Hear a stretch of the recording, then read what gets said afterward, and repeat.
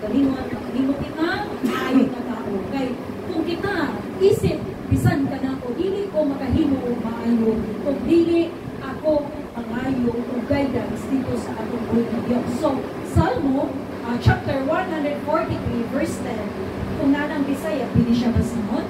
So, pari dito basa sa Bisaya. Salmo, chapter 143, verse 10. Salmo, Kapitulo 143, verse 10.